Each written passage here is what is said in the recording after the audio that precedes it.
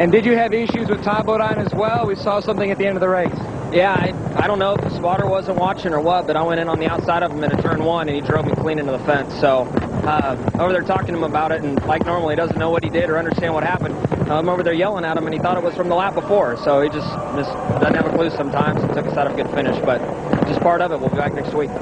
Tempers flared. The nose of Ryan Newman's car was bumped up perhaps by a brush with Tim Fedua. So coming around and into the garage, Newman turned Fedua around. Well, you know how it is. It's been a long race. Maybe his brakes wasn't working too good. He may have worn them out or something, and he just couldn't help but get it. Maybe that's how he slowed his car down. I'm trying to say, so what am I going to tell NASCAR is what I'm trying to think.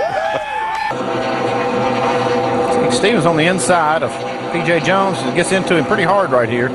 Turns the 81 car around. Stevens slows down to avoid getting into the side of P.J. Jones. Here's P.J. and Steven getting ready to make the turn, and it could be a little payback here. What do you think, Dale? I'd say, yeah, and that's just the things that happen on the road courses here. Can't we all just get along? Sometimes no. It just doesn't happen sometimes. Yeah, that wasn't even that was actually the same lap, just a little later on in that lap. You talked about the fact that tempers can flare in a hurry on the road courses. Let's listen to the radio here in the 81 car of P.J. Jones. P.J., watch your mirror for the 66. I'm sure he's going to come up and give you a little love tap. If he does, he better be ready. That's all I got to say. That was a great comeback by Robbie Gordon. I mean, he did a good job. I don't think Tony Stewart and Brian Vickers are happy with each other. Yeah, that's probably from the little interlude deal. Well, let's show you this strange turn of events in the order in which it happened. This is under green.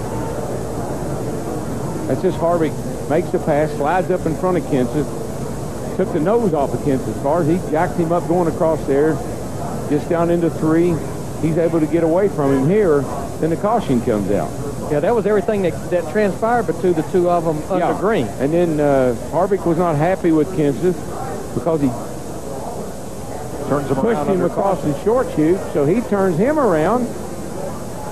Kenseth comes back around to pick up the position where he was running and turns him around. So what's the score, Larry?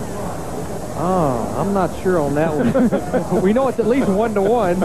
And here's the second contact. We're showing that bumper dragging, and Buckshot sees the 74 car coming to the outside and tried to get in, hit the 74 car. I guess he did make a little bit of contact, or I guess that was LaJoie trying to avoid him. There's the 99 of Eric Darnell. Watch this now, bottom of your screen.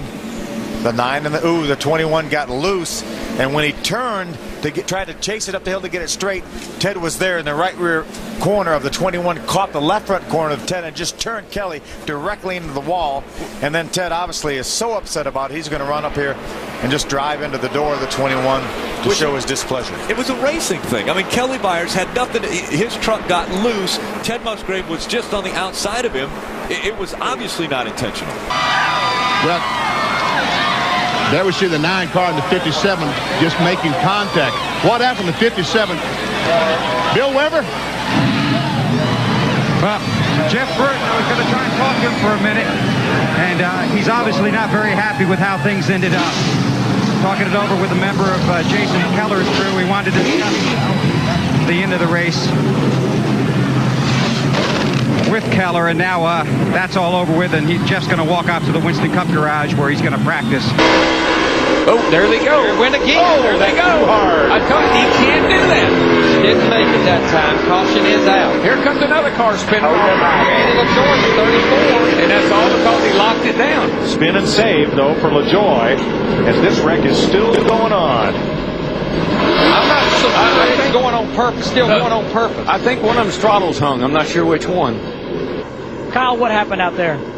I had a really awesome shot back low Chevrolet today, and it was going to win the race. But Kevin Harvick wanted to end the day short on us. You know, I got underneath him 2 or 3 times, and he ran me low, real low, coming off turn 4, especially twice, and took all the air off my spoiler. And I got loose and was trying to chase it up the racetrack and squeezed him in the fence, and then he wanted to commit murder on me and drive me down into turn 1 wide open.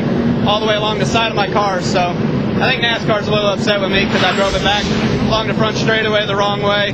And, you know, that's just because I didn't want to cause a big fight down there with Kevin Harvick. Yeah, you got a lot of these guys got a lot faster race cars than they do talents, and you know, we got stuck together there and riding down the racetrack. I'm trying to get back going straight, but you know, we just kind of hung up there. I was hoping to kind of brush them out of the way, but you know, it's just unfortunate for this Reese's Chevrolet. A lot of fast race cars on the track with a few drivers that just have their head up their rear end and don't know how to race side by side. They think you just got to run over somebody. This is after the race. Ooh. And he gets him on the track. Oh, he brake checked him. And Jeff's arm's out the window. And there's Rusty's response. Steve?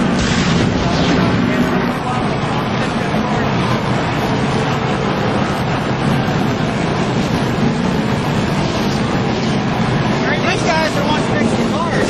They don't need to go off the top line. Hey, I had a shot at winning. Rusty, what'd you say to Jeff? Get out of here.